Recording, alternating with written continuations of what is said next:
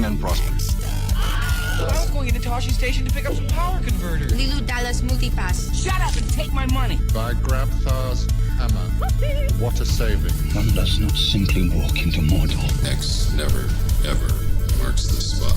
Winter is coming. You're a wizard, Harry. Stay a while and listen. Hey, old Kermit the Frog. Bow ties are cool. So say we all. This is a Play on Nerds.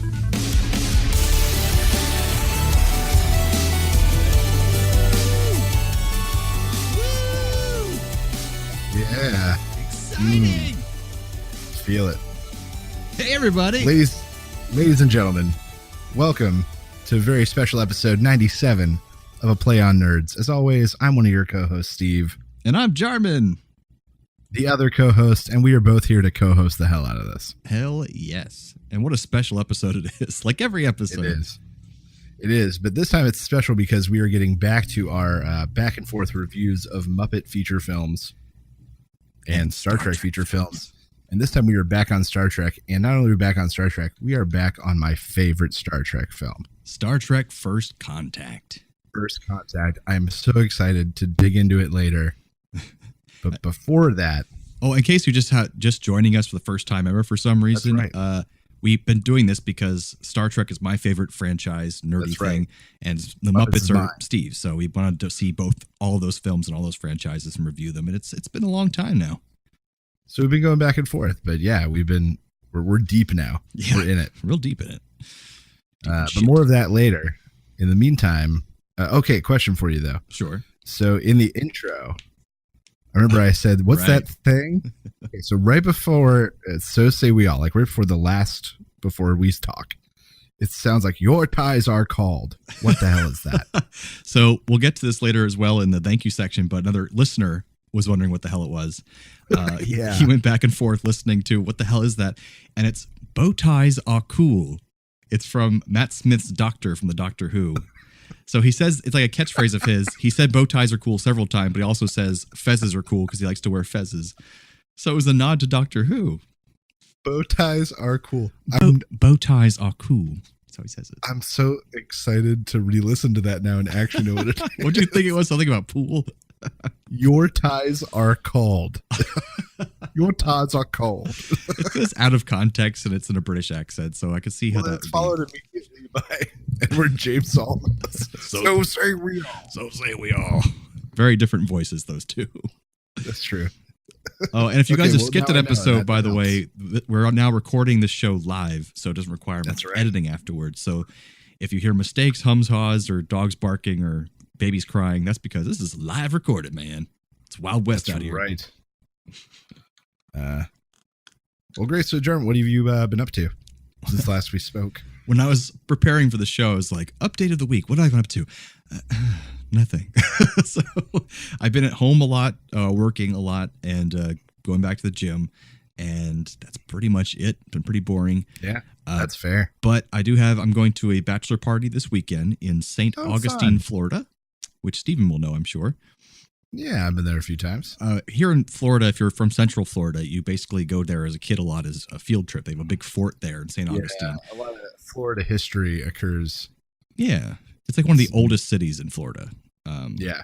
And as a kid, I hated it. It was so boring. But now going as an adult, there's lots of cute and charming restaurants and bars and pubs and museums and shops and antique stores. So it's definitely not for kids. I was so bored as a kid, but now it's fun. So my friend's having his a bachelor party weekend there, so it's kind of relaxing, taking it easy. So it's gonna be fun. Well, good. What about you? Have you done something better than I have? No, literally before the show, I looked over at Anna. I said, "Okay, so I'm going to talk about the two things that I did. Did I miss anything?" And Anna said, "No, we've been boring." So literally the exact same thing. So we went and we spent a weekend at Grandma's. Yep. We used a gift certificate I got for my birthday and went to Outback Steakhouse. That's so exciting. And ate a lot of steak and a bloomin' onion. All 2,000 calories. We did.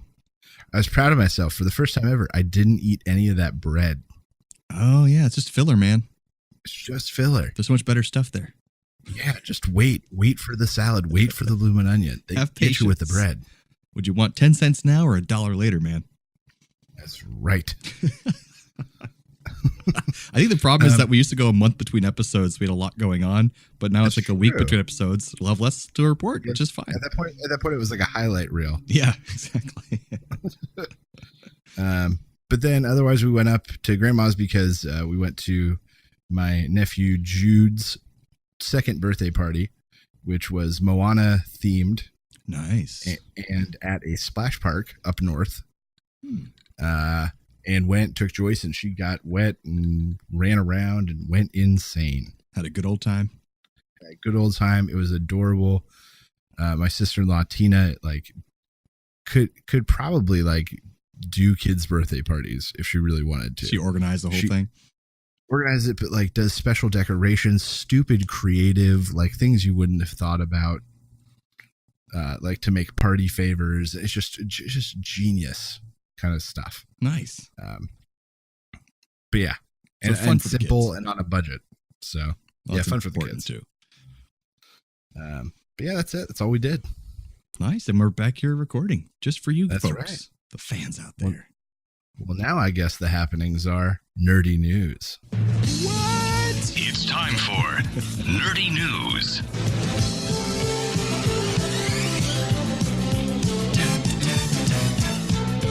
It's so good. That song just gets you going, you know? It just does. It's right out of the 80s or 70s even. So what kind of nerdy news you got for us today? So this week, my kitschy name for my kitschy story is "The Dingo Ate My Ecosystem." Nice.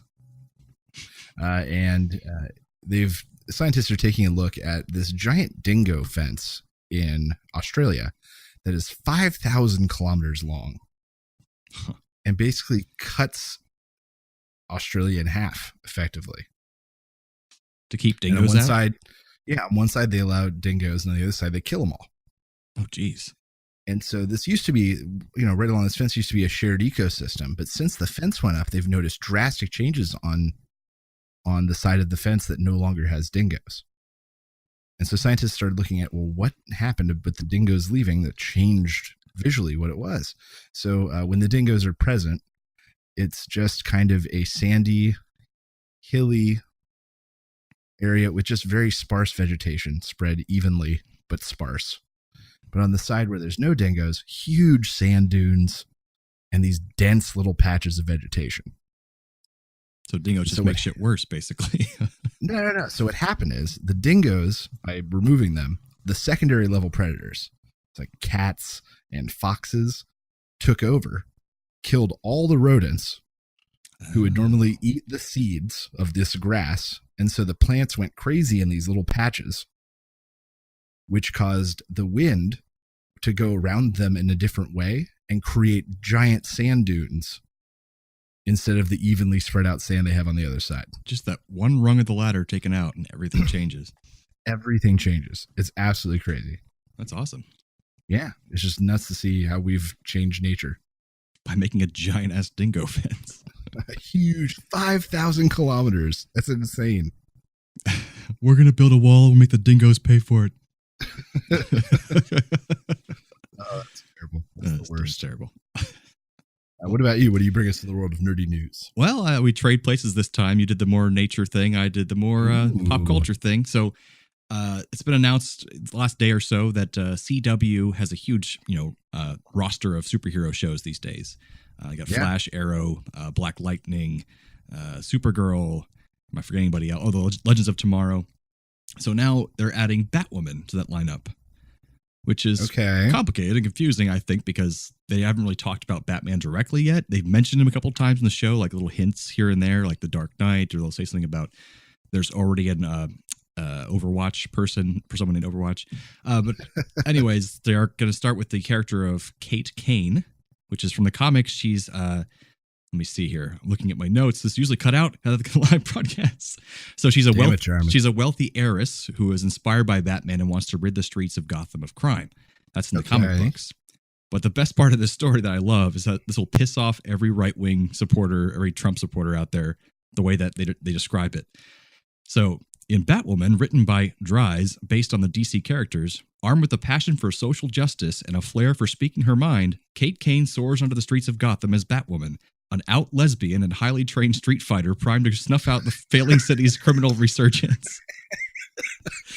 So she has a passion for social justice, and she's an out lesbian. I love it. It's going to piss them off so hard. And a trained fighter. Right. But I think that's great, though, because like any hardcore nut job right-wing person who's watching all these other shows will see this and be like, I ain't watching none of them anymore. We'll be like, good for you. Get out of here. Yeah, but we don't need you. But she might be as soon as the crossover at the end of this year, she might appear in the big crossover they do, and then her show will start in 2019. But yeah, it's pretty exciting. She has bright red hair. She's really cool looking. There's a lot of cosplay out there from the characters, so it's exciting. Wow. Well, cool. Yeah, and they still have all those CSI and Law and Order shows they can watch, so they can just watch those and not mess around with our superhero shows anymore. That's right. Alt writers. So I think that takes us over to a 5-minute aficionado. Believe it or not. Ooh, bringing it back. We have some music for that. From a long time ago. It was so classic. It's been a long time since we've heard that sound cue. Yeah, it is. Yeah. Ooh, I like how the beat picked up. So, because we're doing Star Trek First Contact, this 5-minute aficionado is about the Borg. Ooh. We're going to make you an expert on the Borg in record time. And how we do that is by just, going through their whole history a little bit. Let's go through it. So, let me get I'm running out of air and saliva. This is great for the live listeners. All right. So the Borg from Star Trek, those of you who don't know, were a pseudo-species of cybernetic beings, or cyborgs. Whoa, was that a plane flying over? Oh my God, we have some loud ass choppers in our neighborhood. Live broadcast, everybody. So it's a group of cybernetic beings or cyborgs from the Delta Quadrant. Now, most of the entire show of Star Trek happens in the Alpha Quadrant. That's where Earth is, and then most of the Federation. Voyager gets stuck out in the Delta Quadrant, which they encounter the Borg later on, but we'll talk about that later. The ultimate goal of the Borg is to attain perfection. Is there like a beta and a kappa? There is, but they don't really go into those very quadrant? much. Yeah, like there's some species that claim to come from there, but most of the show is all in the Alpha Quadrant. All right, that's weird. Yeah, they kind of keep it located in one area because they don't want to get too far flung, I guess. But yeah, just too much the entire universe. So, their whole purpose is to achieve perfection through forcibly assimilating lots of diverse creatures, species, sentient species, and technology. Like taking all the best stuff, right? Yeah, they're kind of mixing everything together, both technology and species-wise, to make like an ideal perfect race. But the idea is they're a hive mind, so once you're assimilated, you lose all individual thought because you're driven almost insane by the hive mind constantly speaking to you until you give into it, and then you're basically just all controlled by one hive. They all have the same thoughts at the same time. With some exceptions, being Locutus of Borg and the Borg Queen, who are purposely made to be kind of a unified singular face of the Borg that can communicate more easily with species that are not Borg. That's kind of their point. But their surgical implants are either attached to their body or grown internally through nanoprobes injected into your bloodstream, which is something you find out later in Voyager. They have a personal force field attached to each drone, and that has alternating, currents that basically, after they've been shot by a beam a few times, they can change the current so that way they're still protected from those beams. So the precise origins of the Borg officially, canonically, are unclear and have not been stated. So, see, I thought they were in a book or something. Well, that's the thing. Books are never, unlike Star Wars universe, where the longest time the books are considered canon. Star Trek, the books are not considered official canon. Right. But there are several origins that they put forth that were possible for the Borg in comic books and in other books. But the closest we have to a real one, which I really love, was by Gene Roddenberry himself. Ooh, okay. I trust it then. Yeah. In an interview shortly after Q Who, an episode where the Borg came around. That is a good one. He said that the machine planet seen by Spock in the original motion picture, he sees it in like a vision when he's touching V'ger. Might have been the Borg homeworld. That's all he says. It might have been. But that's my favorite Borg origin story, and he's supporting it almost by Gene Roddenberry by saying that this machine planet is kind of what made V'ger as well. Voyager got all the way out to the machine planet, and it kind of changed Voyager into V'ger as we knew it in the original picture. So Right. I really like that. But there's a comic book where it's like they have people from the Federation a long time ago flying out and messing around with genetics and they go back in time and all this other random stuff, but nothing official has been said as to where the hell they actually started. Yeah. Interesting. So that's disappointing. It is disappointing. I want them to officially do something with it. Maybe even Discovery or something. Dude, how crazy would that be if they bring the Borg back into the new JJ films? Well, they kind of did, actually, which is kind of neat. Ooh. In the 2009 film, the ship that the bad guy is on, I'm now forgetting his name. Nero. He's the Nero. He's the main villain of the 2009 film. He's on a ship called the Narada. And apparently in the comic book series that accompanies the film, and which is supposed to be canon, actually, the Narada was a mixture of Romulan and Borg technology. So that crazy ass ship that he's in, that's really powerful and destroys everything, it's a mixture of Romulan and Borg technology. So that's pretty like cool. the Romulans were able to take a Borg ship at some point. Yeah, and at study some it point. or something. Yeah, and kind of mix their technology in there. So that's kind of neat. Yeah, that's pretty crazy. So all right.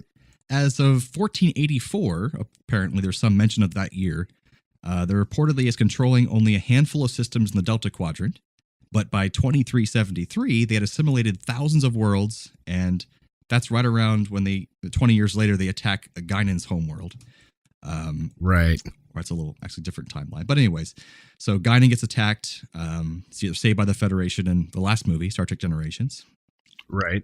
And that's 230 years after the events of First Contact. But during, it's very confusing. But all this time, though, the Federation kind of doesn't know who the Borg are, but they do, but they don't. They never officially claim that they know what the Borg are until they encounter them in Next Generation. So, right. So 70 years after they destroy Guinan's homeworld, that's when Q on the Next Generation TV show takes Picard and the Enterprise to meet the Borg in the Delta Quadrant, kind of like as a punishment for their brashness, thinking that they have all this control over the galaxy and they have no idea what they're dealing with. I love that episode. It's so good. Where he shows them like how unprepared they really are. Yeah, they thought that their hubris, they thought they were prepared for whatever the universe had to give them. And he's like, let me show you something else. Takes them out there. I love it.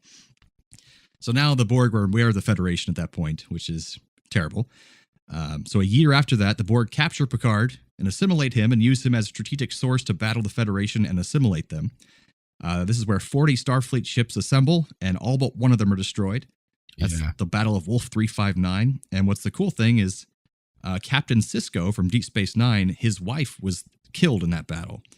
So that's kind of the pilot episode of Deep Space Nine shows him at that battle and his wife dying. And he really doesn't like Captain Picard because he thinks he helped start that or make that battle happen. Wow. Not crazy. Neat, little connections. But they get Picard back and use his connection to the Hive to shut down the entire Hive and destroy the Cube ship. So they won that battle, basically. But now Captain Picard forever has PTSD from being a Borg, which we'll be talking about in this movie. Mm-hmm. And after many run-ins with the Borg during Star Trek Voyager with Captain Janeway, a future version of Captain Janeway comes back in time to the Delta Quadrant and puts an infection into the Borg Hive, which kills their queen and a big part of their giant network. So they have a huge blow to them. They're basically knocked off the map after that point. So yeah, that's spoilers for Voyager. So wait, a time-traveling future Janeway comes back and poisons the Borg? Right, because she's in the future where they're being basically destroyed by the Borg. So she finds a way to go back in time and stop them before they could get that powerful and make a big blow to the whole system. So that's pretty neat. Other little random facts, because that pretty much is the entire timeline officially, canonically, of the Borg. I know they show up in an Enterprise episode or something where they get found on Earth and thawed out. So basically, at the beginning of this First Contact movie, once the Borg once they're not the cube, but the sphere is destroyed back in time, it gets blown up, but a part of it falls to Earth. And in the Enterprise episode, it's like 100 years later when Enterprise is taking place, and they find that piece of it with a Borg inside, and they accidentally reactivate one of the Borg drones that's in there. So that's one of the episodes. So that's basically like in between the Back in Time First Contact and original series, that time period. It's really confusing. Wow. But it's a good episode. That is confusing. Holy crap. And of course, 7 of 9 is a Borg that's on a main character eventually on Voyager, because they're able to separate her from the hive, but not completely remove all of her implants. So she's trying to learn how to be human again. They help like an ex-Borg community at one point. It's weird. In Voyager, yeah. And there's one episode of kind of things. Next Generation where they have a Borg named Hugh. They call him Hugh because he gets separated from the hive. He's starting to become more human, but he's almost misses the hive mind in his brain. And also they can use him to put a virus in him that would kill all the Borg, but they have a moral dilemma of causing genocide, basically. So they just send him back to the Borg collective in the end. So that was one of the TNG episodes. Man, why wouldn't they just do it? They should have. Starfleet. They should have. Friggin' Starfleet. We have a moral code. Shut up. Kill the Borg. And a little behind the scenes things, they originally conceived of as insectoids, but they were changed before they appeared to be the way they are now for budgetary reasons, because insectoids would have been either look terrible or be really expensive. So yeah, that's where that went. Well, good. I think that's what you need to know about the Borg before we hop into First Contact. That's right. And I should have something prepared for that, which I do, but it takes a long time to find. I'm excited for whatever it is. Huh? Anticipation is building.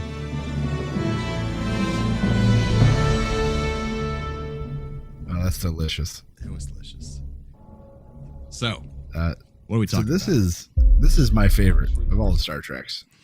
It is First Contact, huh? Do you see it in because theaters? I think I did.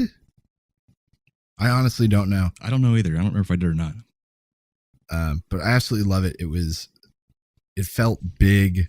The Borg were such a big enemy for once for Star Trek, which was sort of rare in Star Trek films. A lot of Star Trek films have indirect villains or forgettable villains. Forgettable villains, but the Borg were this driving, destructive force with no end, and it was clear, which was just different, and that's what I loved. It made the stakes so much higher than most of the other movies, in my opinion. I agree, and I think the complaint some people had was that they should have made this Borg queen because they didn't think it made sense.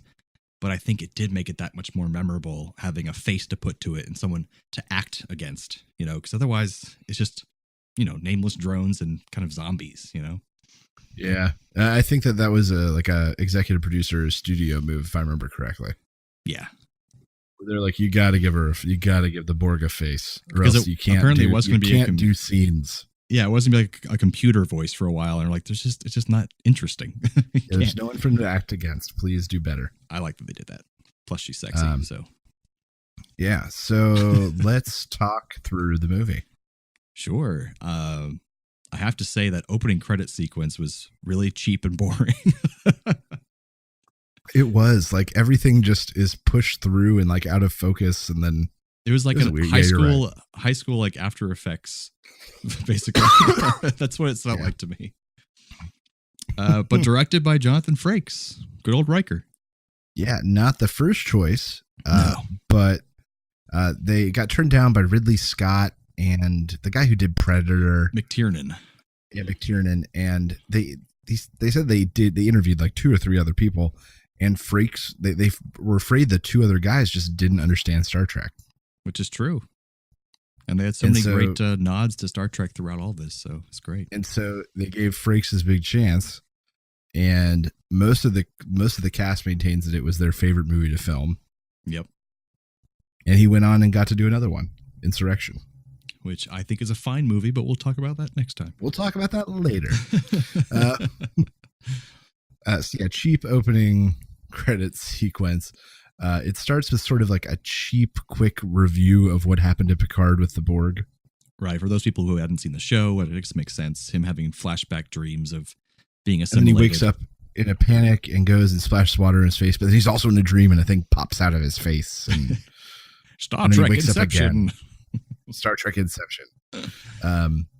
And he wakes up and he gets a message almost nearly immediately that's like, hey, the Borg are making their move on the Federation. And we're not going to send you out there. We're sending you out to the Romulan neutral zone to make sure they don't take advantage of this To make sure the weakness, Romulans don't make a move. which is bullshit. They just don't trust Captain Picard to be around the Borg. Even though they're in the flagship, the most powerful ship in the Federation, the Enterprise The E. newest, most advanced. Right. Nope, won't do it. So they go to the neutral zone, and Picard overhears the battle as it takes place, and Starfleet's just getting slaughtered. Oh, yeah. Just getting slaughtered. And so he does a very Kirk thing It is. and says, "Hey, just so you know, I'm about to directly disobey Starfleet orders. If anyone has anything to say it now." And I'm pretty sure that happened in Star Trek 4. Something like that. The same exact thing. I feel like that happened in a lot of Star Trek movies. And one of the ones we watched just recently, though, where he's like about to leave and they're all wearing their crazy, weird 70s jumpsuits and stuff. And he's like, I'm going to go commit be search for Spock because he has to steal the ship for that. He's like, I'm going to go commit treason. You don't have to come with me. They're like, of course we're coming with you. Right. But this has one of the great moments of Picard saying, this is against Starfleet orders. If you want to leave now, that's fine. It's against orders. And Data says, I think I speak on behalf of the crew when I say, to hell with the orders. And I love that line. It was great. Yeah, everyone. Yeah, Data. Yeah. They get there. The the ships are just in tatters. Right. Just destroyed. A few left. They reveal that Worf is on one of them. It's the Defiant. Which is a ship he flies on Deep Space Nine, the TV show. That's why he was on that ship. Along with Adam Scott from Parks and Rec, who's at the front console. What? Yep. He would have been a baby. He was. He's like 19 or 20 maybe. Look at him. It's Adam Scott, I'll have to go back and see that. That's crazy. Yeah, it's crazy. We Anna heard the voice and we both like went, what? Hold on. Oh, he has a line too? Oh, yeah, he's the one relaying all the information to Worf. That's awesome. I'll have to go back at the console. Yeah, rewatch it. So the Enterprise gets there, beams them out of the Defiant right before it is destroyed. Worf is on the Enterprise, and that is conveniently taken care of. Exactly. And they say the Defiant is not destroyed, but just badly damaged, and that way they can return it to the TV show that it belongs to. Yeah.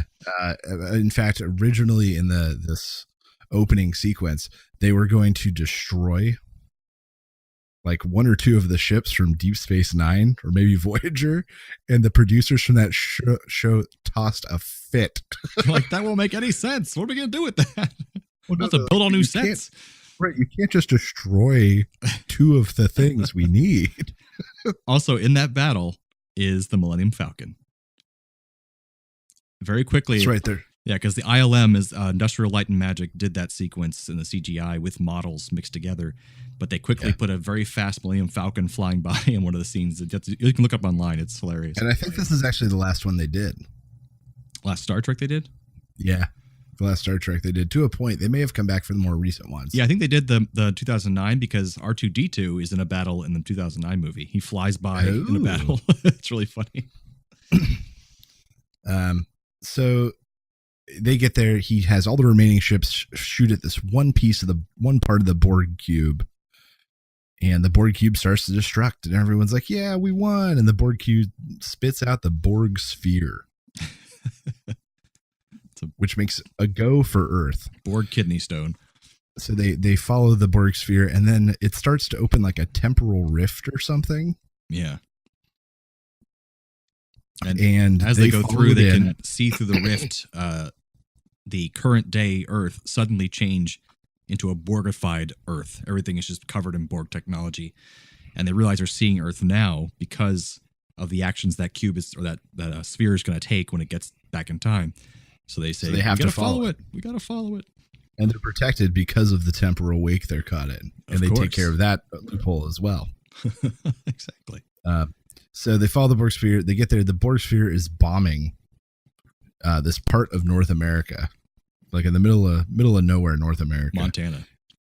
They blow up the Borg sphere. They think they're finally done with the Borg, and then they try to figure out where they are and what the Borg were trying to accomplish. And they figure out that they were firing in a particular place and time where a particular guy, Cochrane, named Zephyrin Cochrane, who created warp technology, who makes first contact happen in the first place with other species, they're trying to blow him up. So they have to go down to investigate to see if he's okay. Make sure he's okay. Make sure the ship that he's going to use is okay. The Phoenix. Yeah. Otherwise, everything's changed. They go down. They find the Phoenix. It's okay. They meet a woman who tries to shoot Data, and then collapses due to radiation sickness. Lily. They beam her up to the ship for treatment while they stay down and keep looking for Zephyr Cochrane. Right. Back on the ship, someone senses there was some sort of like particle surge or something from the Borg ship. Well, it starts off that LeVar Burton, why are my names going out of my head? Geordi LaForge. Before he leaves to go to the away mission, he tells engineers, he's like, it's getting really hot in here. Check that out. Make sure the environmental controls are okay. And they figure out through that line of thinking, they eventually figure out that, it's the Borg who are adapting the ship and taking it over from the inside. Right. And making it more comfortable for themselves. Right. Ooh, it's warm in here. It's toasty. So he tells them to investigate. There's people down in engineering. They're going to go take a look at it, and they get into what are the tubes called? Jeffries tubes. And they see a shadow and goes, and then, oh God, they get Borged. There's Borgs on the ship. Or ghosts. Ghost Borgs on the ship. One of the podcasts I listened to it's called Dork Trek. They call them Jefferson's tubes. But anyways. So the ship's infected. Picard gets beamed back up to see what's happening, I think, after he leaves Riker in charge down on the planet. Right. Him and Data go back up, and God, I don't remember what happens then. Well, before they go back up, they have one of my favorite moments. Right. Picard and Data are touching the Phoenix, the fabled ship that will eventually be in museums. And he's like, why are you touching the ship, Captain? He's like, human beings like touching things to feel closer to them. They make them feel more real. And he's like touching it and just giving off stats. And Troy's watching all this from afar. And she's like, would the three of you like to be alone? I just love that scene. It was so great. It was just touching, good character moments throughout this whole movie. But yeah, then Picard and Riker do kind of switch places kind of awkwardly because originally, you might have read this in the trivia as well. Yeah. Riker was going to be on the ship fighting the Borg, and Picard was going to stay down on the planet the whole movie. But they switched that because apparently Patrick Stewart didn't like that. So, well, I think that he pointed out for a movie about Picard confronting the Borg, he's not really going to be able to confront the Borg. That's very true. I think it worked out well, and then he got a chance to be more of an action hero too, which was kind of cool, seeing buff Picard. Right. Well, I think that also it helped the plot because wherever Picard was going to want to be the center of the film, and if they put him down on the planet, then the Borg would have become like a secondary thing and not as much of a threat. Yeah, right, because he was on the planet. That makes sense. So they made the right call. Absolutely. So what happens then, dear Lord? So now that Data and Picard are back on the ship, they're basically the Borg are starting to encroach more and more territory on the ship, and they have to wake up the woman from the current time period, Lily, played by Alfre Woodward, who's been in who's in Luke Cage now. But anyways, they wake her up so she can escape with them through the Jeffries tubes, and they have appearance by Voyager's doctor at that point. Yeah, the hologram doctor. She's like, stop these Borg for a while, distract them. He's like, I'm a doctor, not a doorstop.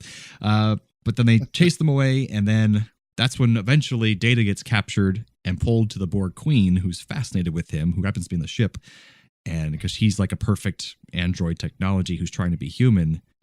So that's when she captures him and starts to transform him by giving him human parts. Skin. Yeah. Which is weird. And the Data plot always was like the weirdest part of this film for me. It is odd and really creepy at times. So Data's captured. Picard and them find out that the Borg took a bunch of decks, but then they stopped at this one specific deck. They said, what's on that deck? And they realized that they're going to use this reflector dish or something to send a signal to the current Borg in the Delta Quadrant to send reinforcements. Right.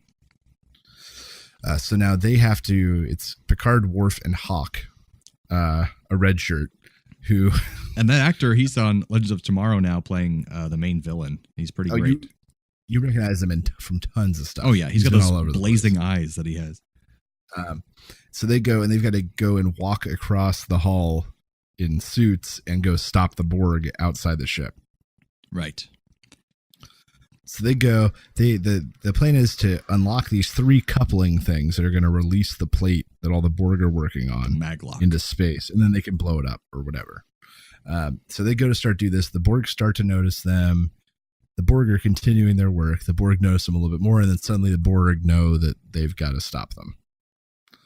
So they go after, I think, Worf first.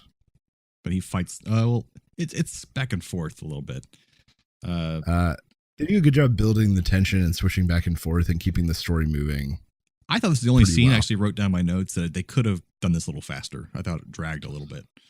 That's true. There's a lot of them playing with those screens. Boop, boop, boop, boop. I'm like, okay, I get it. Move on. Well, true. Well, it was a little repetitive because they showed like one of them doing it and then saying access denied and then having to be those cards, but they showed every single one of them do that same thing. I know. It was like a little necessary. They wanted to show off the set they paid for. Yeah. So the Borg attack Worf. He gets his suit is cut and he's losing oxygen. Hawk gets carried off to some terrible demise. Yeah. Picard unlocks one maglock, jumps, releases his gravity boots, flies through the air, unlocks the other maglock. The thing starts to float away.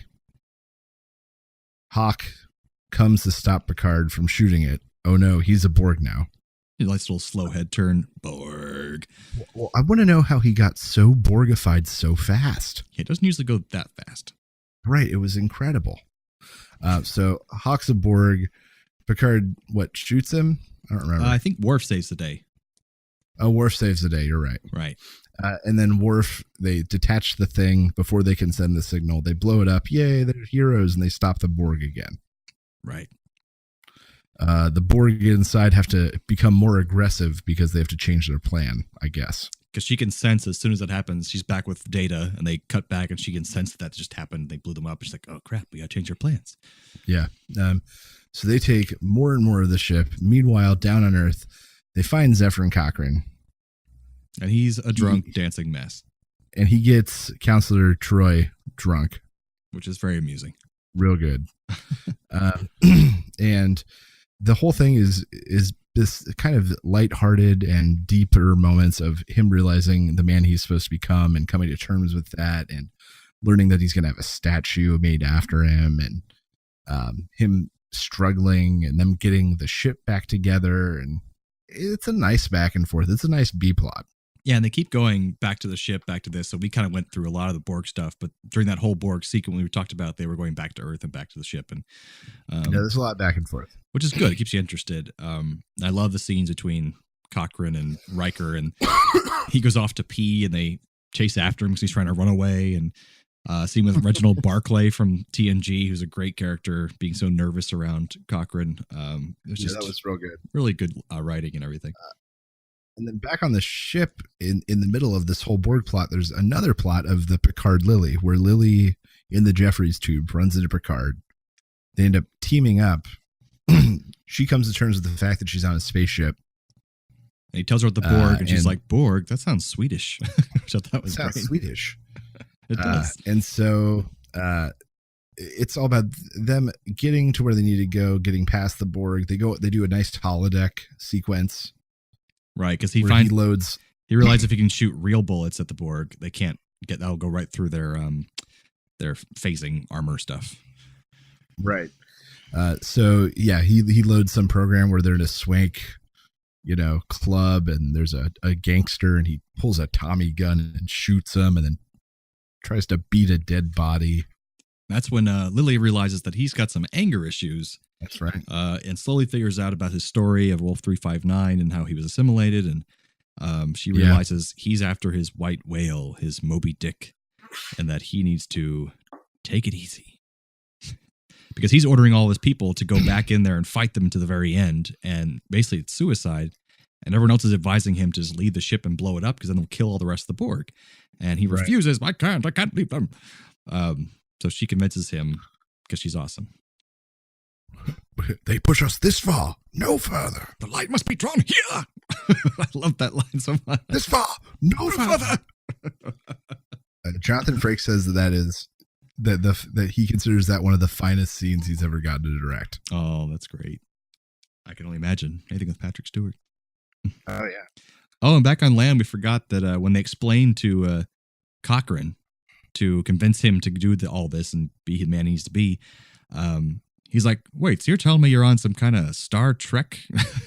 Yeah, you're on some sort of Star Trek. That's the only time Star Trek is ever said in the entire Star Trek franchise on screen. I thought it was good. It was light. Yeah, it worked out fine. So what else then? Oh, we did miss the line from Worf when he shoots the last Borg. He's like, assimilate this, and he shoots. Assimilate this. It's such a silly 90s action movie line. So Picard finally comes to his senses, says that they should evacuate the ship. Right. He goes and is basically about to surrender himself to the Borg Queen. Yeah, once everyone's leaving the ship, crew. Yeah, he wants to say, I'll leave Data alone, take me instead. I'll be your Locutus again. I volunteer this time. She's like, sure, but Data's already joined my side, and Data's got some hair and he's got some skin. Yeah, it's creepy. He's all into her now. And the Phoenix launches and has a successful launch, and they're about to go into warp drive, and then they don't know that the Borg have the ship at that point, I don't think. Nope. Right? No, they don't. So they think they're there to give him a send-off. She tells Data to shoot down the Phoenix, ruining man's chance and the Federation from ever being made. And he fires and misses, and that's when she realizes Data really isn't on her side.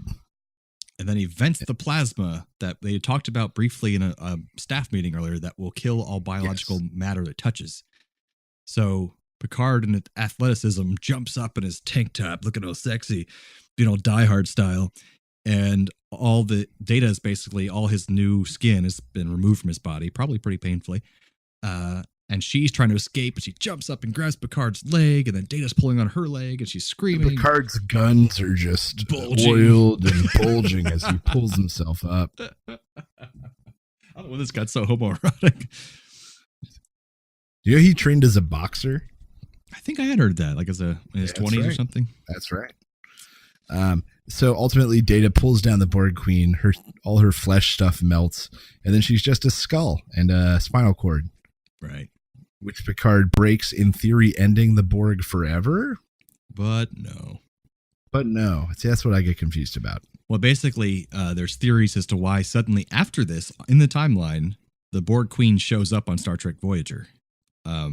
And the reason they've given for this is a few things. Either they have several clones of the Borg Queen. It's just a copy of a copy. There's lots of them in one in different segments or quadrants. The other thing is that maybe her consciousness went from there and immediately goes somewhere else if the body dies, which also would make sense. But they don't actually explain it. She just shows up as the Borg Queen in Voyager again. One thing that always interested me is that when you see all the Borgs at the end, there's nothing left. What do you mean? There's pretty much melted. So with the Borgs that get hit by the plasma, you can see their implants and stuff, but most of them is gone. But with the Borg Queen, she still has this metal skull. Right. Which means that that was her origin, was that she started off a machine robot, and then was added flesh. Right. Yeah. Right. She is added flesh, unlike the rest where everything's gone. That makes sense. Maybe she's different in that way too. They need to write an origin story to this. It'd be so great. Yeah. I don't know. Maybe, hey, Star Trek's still going on. We could see it. Yeah, or at least in a book form. I don't think a book has properly addressed it. So one thing I want to point out for this movie, great music throughout. Yeah, beautiful. Jerry Goldsmith. Jerry Goldsmith and his son, because they shortened the production timeline to help out. His son had to write a lot of intro, outro kind of stuff and transition music while he wrote the main themes. But Jerry Goldsmith did Gremlins, Hoosiers, the first 3 Rambos, Star Trek 5, Gremlins 2, Rudy, Congo, The Mummy. So he wrote Dun, dun, dun, dun, dun, dun, dun, dun, dun, dun, dun, dun. That's a Gremlins thing, right? Yeah. It is. He wrote the Gremlin Rag. Joe Dante tells a story about going to his house and him having a piano in his living room and playing him the Gremlin Rag, and Dante saying, "Is this right?" And he said, "Of course this is right. It's Jerry Goldsmith." Wait, who said that? Jerry Joe Goldsmith. Dante. Who was he? Oh, okay. Someone else said, "Is this right?" Joe Dante, the director of Gremlins. But then who said, "Of course, it's Jerry Goldsmith"? Oh, that's Joe Dante. He said to himself. Oh, he asked himself if is this right? Yeah, and he responded to himself. He heard it and said, "Is this right?" He said, "Yeah, it's Jerry Goldsmith." I don't want to take your antidote and like break it apart so it's no longer relevant anymore. That's right. And now the show's stopped, so that's good too. It was great music. It was. Yeah, great music, Dick. It was not my intention. So that's First Contact. Great movie. Kind of the biggest action. It was the highest grossing film until the 2009 one. Yeah, absolutely. Definitely has a little bit of trivia here. I went through the entire long trivia thing and just picked out a few that were actually, interesting. They have some dumb shit on IMDb now for trivia. That's like stuff that no one cares about. Yeah. But in the early drafts, we were talking about that. Picard was supposed to help Cochrane on Earth. They switched it. Good on them. Millennium Falcon, we talked about that. Apparently, Tom Hanks was considered for the role of Zefram Cochrane originally because he's an avid Star Trek fan. But he couldn't take the role because he was overlapping with his That Thing You Do directing and starring schedule. That would have been cool. But it would have been different, but it would have been cool. Let's see. Oh, yeah, the Defiant. It's funny enough, in Deep Space Nine, it was brought into the show as a ship the Federation was building for the sole purpose of fighting the Borg. But this movie is the only time that ship ever fights the Borg. At least on screen. Finally got its comeuppance. Exactly. Whenever a scene features the Borg, speaking of music, Goldsmith puts in a little twangs from V'ger, which also lends more of that V'ger origin thing because like you hear the boing, boing, boing, that kind of thing. Right. And he did that score as well, apparently. Avery Brooks. Oh, Avery Brooks was Benjamin Sisko, the captain from Deep Space Nine, was going to have a scene where he told Worf to go command the USS Defiant, and they filmed it, but they didn't put it in the movie. So it would have been like, leave Deep Space Nine, go fight. And the cool thing, I went down a rabbit hole with this, was even though his name is never given in the film, the Vulcan who salutes Zefram Cochrane and meets him for the first time, the first Vulcan, his name is Solkar, and he is the grandfather of Sarek, who is the father of Spock. So he's the great grandfather of Spock. Exactly. So that's the person who first met the humans is the great grandfather of Spock, Solkar. And that's crazy. He's in a few novels apparently too. He's pretty cool. And that would explain why their family was always at the forefront of human contact. Right, and that's why Sarek, just like his grandfather Solkar, was also an ambassador, and he wanted Spock to be an ambassador. And eventually Spock does become an ambassador later in his life. That's right. So there you go. But yeah, I love this film. Love it to death. So good. So what's that take us to now, sir? So I've got a couple short bits here. One I didn't tell you about because it's new and just a one-time thing also. Is that Swedish? Which I also love that joke in First Contact. The Borg, is that Swedish? Sounds Swedish. I don't have music for that though. No Swedish music. I know you don't. I understand that. That's why I can't blame you.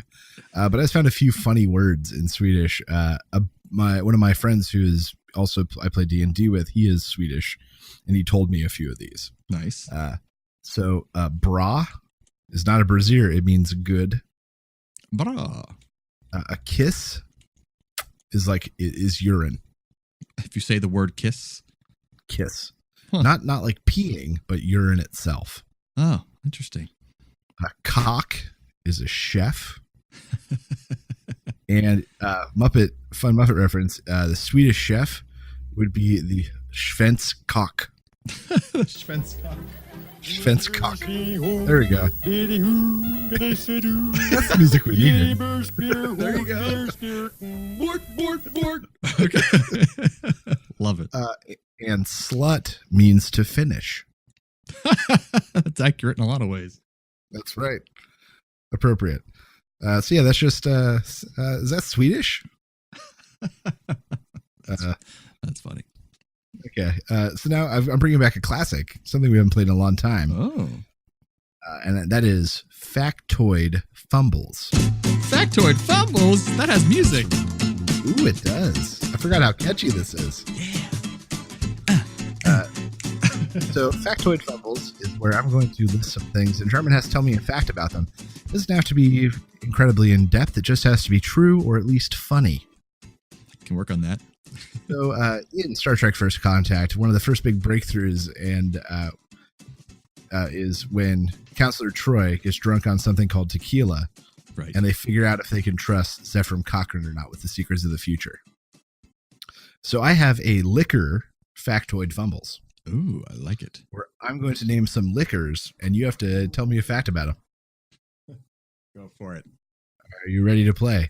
Absolutely. All right. Vodka.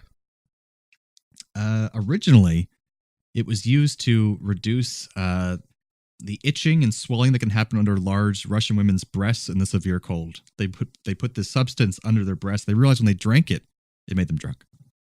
Wow. That's crazy enough for me to think it might be true. I know. All right. Tequila. Tequila, originally it was used to drown the sorrows of Mexican people, but now they drink it to celebrate that they're not Americans. Yeah, that's right. Every day you should celebrate that. Whiskey. Will Wheaton. Whiskey. Whiskey, it's got a long sordid history because originally it was formulated to get men drunk enough fast in the Old West so that they would want to pay more for the prostitutes in the saloon. But then they started refining it because they realized it wasn't just a tool to use them to get drunk, but it's something that all Americans could enjoy. So it's the version of something that got from Scotland that was real smoky, but they made it, it's their own in Kentucky and stuff, and made it more Americanized, and we could all drink it together and also sleep with prostitutes in saloons. That's right. America. America. All right. Brandy. Good singer, ahead of her time. I'll accept that. That's all I got. Correct. Rum. This was developed by scientists to find the quickest way to get women drunk in college. That is accurate. The way it combines in a tube, a Jeffrey's tube, if you will, with sweet substances like orange soda or pineapple juice. They found that juice or whatever. It immediately removed the panties of all women involved. It's terrible. Oh man. Okay. Absinthe. Is this the last one? No. I don't have much more in me. That's too bad. Absinthe. Absinthe is for those who think... It doesn't have to be extensive. No, for those who... This is true, though. This is absolutely true. People who think they're really hardcore and think that it makes them hallucinate, and it's completely all a placebo effect. Real absinthe has been made in the United States for decades. Yeah. You could get it if you went to specific parts of the world, but you're not going to get it here at a liquor store. It's just basically really strong liquor, moonshine. There's no hallucinogenic effects, and you're an idiot. That's right. Yep. Speaking of moonshine, my Uncle Tim knows a guy who can get you moonshine. Nice. My uncle has for you in moonshine. 3 flavors: regular, mint, and cinnamon. Huh. I'd like the mint. That'd be interesting. That's right. And that has been Factoid Fumbles Liquor Edition. Woo! My brain hurts now. That's right. And that's going to move us on to a short Would You Rather. Ooh. Would you rather? Would you rather? Yeah. All right. Okay. So I've got some good ones tonight. I really feel good about these. Oh, good. All right. Would you rather live in a lavish mansion, have everything provided for you need, but you can never leave the grounds? Okay. Or live on a lavish yacht, also have everything you need provided. You can go anywhere in the world, but you can never, ever make land. definitely have the lavish mansion. I went lavish mansion too. In the long term, I don't like leaving the house as it is. that's right. Well, it'd be cool to see things. It'd be impossible to have people visit you, really. Right, and I'd be Or to go seasick all visit. the time and never comfortable. Yeah. Plus, like when you get old and stuff and you're still in this predicament, you're not going to be on a boat. Hell no. Mansion all the way. All right. So, would you rather every time you enter a crowded room, everyone look at you in disgust or look away in disgust? I like attention too much, so I want them to look at me in disgust. Okay, I went with the look away in disgust because I'm not sure I could take those faces every time. I think I make a game out of it. They all look at me in disgust, and I dance around a little bit. Hey, I like that. I don't care. All right, good answer.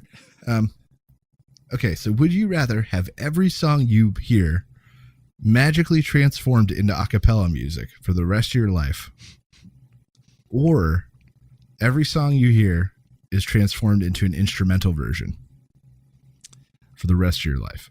I am going to use this as a trick, but for my own benefit. I want every song listened to turn into a cappella music, and by that I mean sheet music, so I can sell it. What does that even mean? Because it's hard to make arrangements for a cappella music. So if it transforms into a cappella sheet music, I can make a profit off of it. Jarman, that is nothing. That is not My an brain's answer. still working. My brain's still working. I'm trying too hard here. I'm going to go with a cappella music, and the reason is that a lot of music is like attachment to the words and the lyrics, and that's like a lot of the emotional attachment I have. And knowing that I would never be able to know the lyrics to a song again, That's very true. I'm not sure I could do that. Yeah, I could see that. Although some songs could be made better by not hearing But the singer. Jarman wants magical sheet music that wasn't a part of this exercise. You didn't So say it wasn't. I'm saying it right now. It is Too late. not part of Too this late. exercise. Well, I think that takes us on to some trailer reviews. Here at A Play on Nerds, we have spent years refining our exclusive trailer rating system. At the low end of the scale, we have Don't Waste a Match. This movie is so bad that I wouldn't waste a single match to burn it, Fahrenheit 451 style. Can we go And back to second from burn the it? bottom, we have We'll Yes. See. Maybe the trailer was too Killer. short. Maybe it was cut oddly. Or maybe we don't know Deal. what the hell we just watched.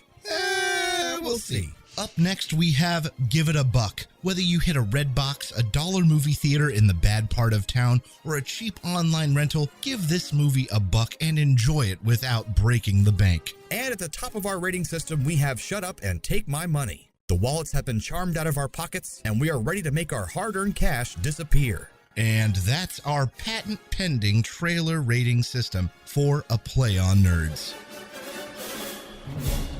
Hey, you were the one who came up with Don't Waste a Match. Yeah, that's right. It's just too wordy, and I want to say burn it most of the time. Yeah, go for it. Let's bring Burn Yeah. It back. I'm doing it. Bam. So you can re-record that whole segment and edit it yourself. Okay. Just get the old one. Oh, yeah. Oh God, that one's even longer. It has like 14 different ratings. Burn it with barrel fire. Burn it with fire. No, just grab that little sound cue, throw it in, and we'll be done. I will try that. Don't do it for this one. It's not worth it. No, it's not. I'm not gonna. Okay, but unofficially, burn its back, people. Right, we got it. So what's right. our first movie we got? So I'm going to say summer of '84. All right, let's hear it. Which, that's right. Reports they're likely looking for a white male.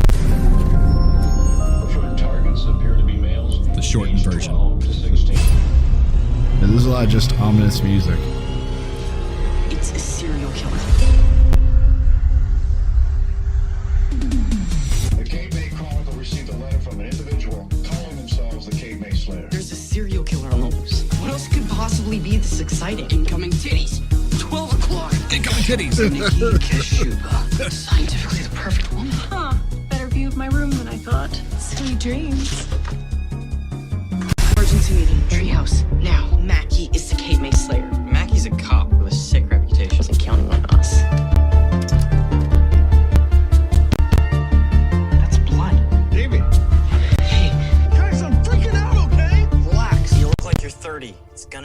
fine. Now go.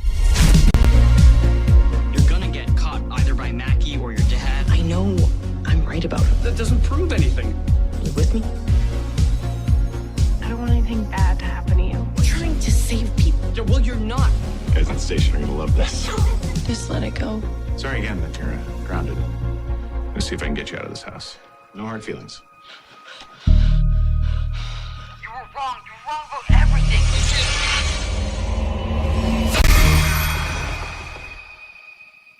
Even serial killers live next door to somebody.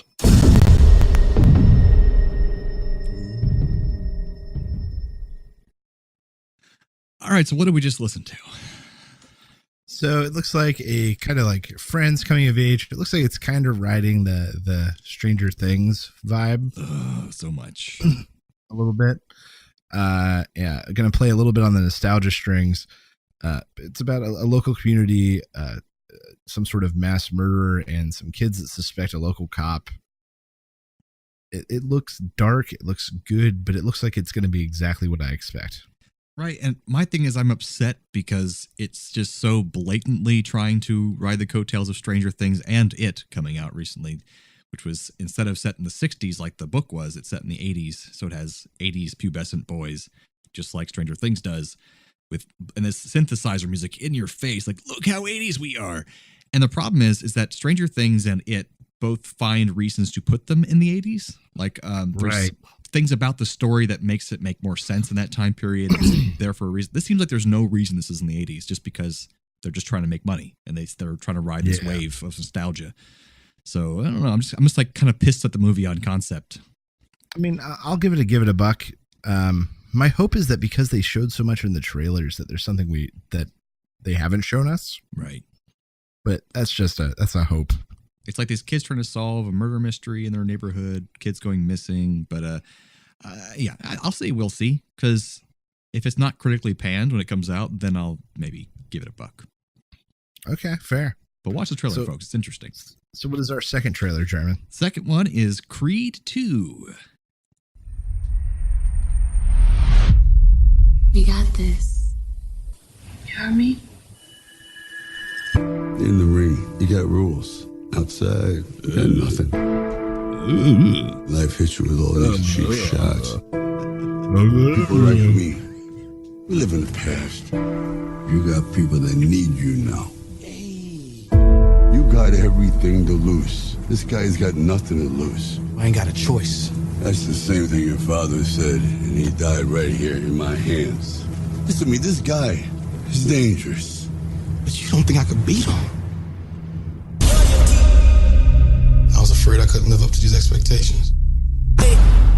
You don't think you got your validation? I want to rewrite history. Don't pretend this is about your father. It may not seem like it now, but this is more than just a fight. You can tell that was very cut by me. Because there's just a lot of music montages in that trailer, so I cut them out just for the dialogue purposes. So honestly, my first reaction to this trailer when I watched it was it looked really typical. And I was like, I saw all this in the last movie. Oh, I got to live up to my and they started talking about like him wanting to rewrite history, and I was like, okay, what angle are they going to play? And then I think this trailer did a brilliant job of hooking you in and giving that short show that it's Drago's kid. Yep. I have the same exact notes. It's so funny. I said I was kind of meh on this trailer until the reveal at the end.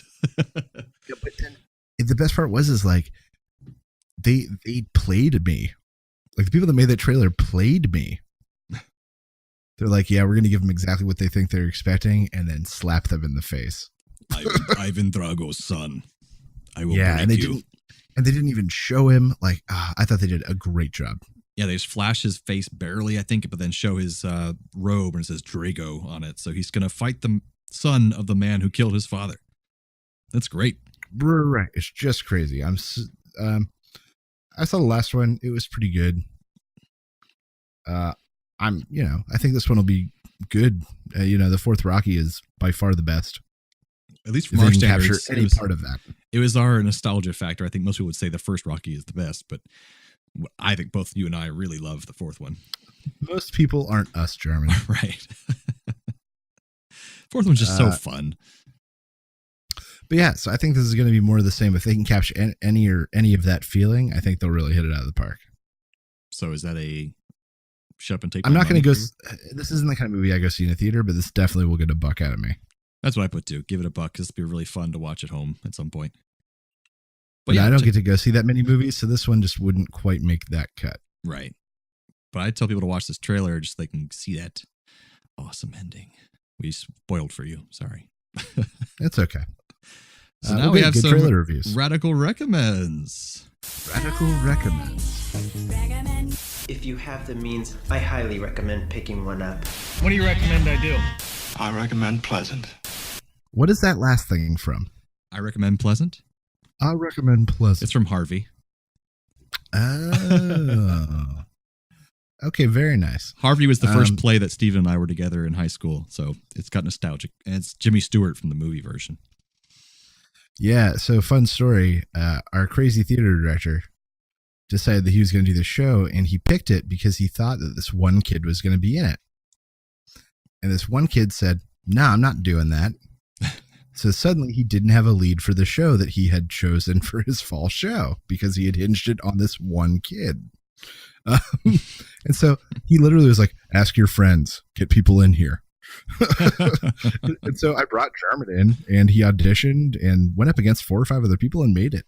That was his first show. And then I used that experience for my college essay to get into college. I got into college with that essay, hopefully, partially. And I've been acting ever since, now doing voice acting, and all because of that experience of Steven saying, "That's right. Hey, come audition for this play." That's right. You dropped out of band, and that was the best thing you could have done. Oh, so good. Band was terrible. I feel like that was, I think, the first step on your road to dropping out of band. Oh, yeah. Because I was still in chorus, but band was just nightmare. Yeah, you joined chorus, I think, junior year, maybe. Right. With you. Yeah, and all those chicks. True that. Dude, that's the secret. Nobody thinks about it, but the performing arts is like a 4-to-1 girl to guy ratio. Yeah, and all the guys are mostly gay. So it's like if you are a straight male in the performing arts, it's you got to be a pretty terrible person to not to get a few dates. It's amazing. That's the secret, kids. Don't be terrible. That's right. So what do you recommend, Steve? So my radical recommend this week is related to what we just reviewed. And that's I got First Contact, and I watch a lot of movies with the director's commentaries. I really enjoy it, and I've watched a ton of my favorite movies with director's commentaries. And sometimes they're good, sometimes they're bad, but they're always informative. And I have to say, the director's commentary for First Contact with Jonathan Frakes is the most enjoyable and just smile-inducing director's commentary watch through I have ever enjoyed for a film. That's awesome. It is clear that he loves the crap out of this thing he made. and he throws in witty little banter and has little stories that like are super interesting, and then he throws like, and that's what you get on the DVD commentary. Damn, I wish I had that. Like Patrick Stewart used to write obituaries. Huh. And Michael Dorn always threatened to crack a raw egg on Patrick Stewart's head. It was like a running threat between the two of them. And they know each other so well, even after all these years, because they go to so many conventions together. So they are still really good friends. Yeah. The whole cast. And I met him in person once at Dragon Con, and he's the same way you're describing in that commentary, just so friendly and happy and smiley and silly. Like he's just this giant dude. He's like 6'4" or something, but he's great. Yeah, he obviously just loves this thing and has so many great things to say. So my radical recommend is, if you can, check out the director's commentary for First Contact, because it was super enjoyable. And I will give a caveat on this, because I have the DVD box set that was probably the most recent one of all the original series movies in one box set and all the Next Generation in one box set. And with this re-release, they have a different commentary on First Contact, and it sucks. It's Alex Kurtzman, who's fine, and this other guy, I don't even know who he is. He's not really a Star Trek person. Doing the commentary in the movie, and like they weren't even involved in the creation of this film. Why are they on this commentary? And they took away the old one, the Riker commentary. So I was really pissed because I heard you say this. I'm like, no, I want that commentary. Yeah, I got it through iTunes, and so because of that, it comes with all the extras. Oh, that's great. I'm gonna do that. Yeah. But yeah, highly recommend Director's Commentary First Contact. That's great. My recommend is a show called The Expanse. Have you already watched this, Steve? No, but people talk about it. I know, that's the thing. People have been talking about this show to me for a long time. Oh, you love The Expanse. You love The Expanse. Some people even saying it's Game of Thrones in space, which now that I'm watching it, I can kind of see the similarities there because it's a lot of drama, a lot of great action. Incest. Luckily, no incest. Great production values. Like Thomas Jane is one of the main stars that you'd recognize. Yeah, I love Thomas Jane. Yeah, he's played a lot of roles, but he did play Punisher before. He played. He's in The Mist, Stephen King's The Mist, but lots of other things. A lot of the actors I didn't recognize, but it doesn't matter because it's just really well acted and huge production value. Is on the Sci-Fi Channel, and the basic premise, real quickly, is just that it's in a few hundred years in the future. Earth has expanded, humanity's expanded onto different planets in our solar system. And to do so, they need to mine all the asteroids and things like that around. So what developed is they have a terraforming huge colony on Mars has grown to be billions of people. And then outside of that, they have millions, if not a couple billion people just in the belt. They call them belters, who are mining all this stuff. And they're basically the workhorses of the solar system. So eventually the belters get pissed off because they had the least amount of food supplies. Their work conditions are terrible. They're constantly protesting and trying to get better rights. Mars becomes very militaristic because they're farther out there. They have to protect themselves, but they also have enough supplies to, be like pretty middle class. But Earth is like lavishly living. They have all these resources. They have all this renewable energy. So everyone's pissed at Earth for kind of hoarding all that. So basically, starts the show, some fourth mysterious party seems to be trying to trick all these groups to fight each other and go to war, which would be devastating at this scale. So your main characters are involved in different aspects of that, and it's espionage and different, leaders and groups. That's why it kind of feels like Game of Thrones, but it's really good. So yeah, The Expanse. It's on. So it wasn't Sci-Fi for 3 seasons, then was canceled, but now Amazon just picked it up for the new season. So it's not canceled anymore. It's going to be on Amazon, which means they can probably curse more, have nudity, do whatever they want because it's on Amazon. So. And probably have a little bit more freedom. Yeah, absolutely. More freedom with just the plot lines and everything. So yeah. Well, good. I'm glad that what sounds like a good sci-fi show is getting continue its run. I know. I love these streaming things for doing that recently. I wish Dark Matter had the same fate, but it did not. But yeah. So that leads us to a thank you section. Thank you section. Thank you for being a friend. Travel down the road and back again. Your heart is true. You're a friend and a confidant. I'm sure everyone wants to sing along to that. That's right. So this week, my thanks is to my buddy, my old roommate, Josh White, who I always forget is still listening to the podcast. It's so great whenever he sends me a random text. I'll be like, oh, I like the last episode. This and this will comment on something. I'm like, he still listens. That's great. But thanks, Josh, for sending a text. He said he loved the last live recorded episode. He's the one who told me he couldn't figure out what that line was either in the beginning of our intro. Yeah. Now you know too. Exactly. But he also said he started watching Toast of London, which is that show I recommended last time, and he likes it a lot. So our recommends are getting out there, which is great. That's right. We have followers. We do, somewhat. They're out there. Well, thanks. That wraps us up, I think, for sure does. Another episode. We're coming up to 100. Next one's 98, so we only have a few to go. We got to figure this out, Jarman. I know. What's 100 going to be? I don't know, folks. It's going to be awesome. I don't know. Maybe it'll be something dumb. We'll see. Probably. We'll just see. But we'll keep on being your guys' nerdy code hosts. If you keep being our nerdy audience, thanks again, Internet. Stay nerdy, my friends. All right, well timed. All right.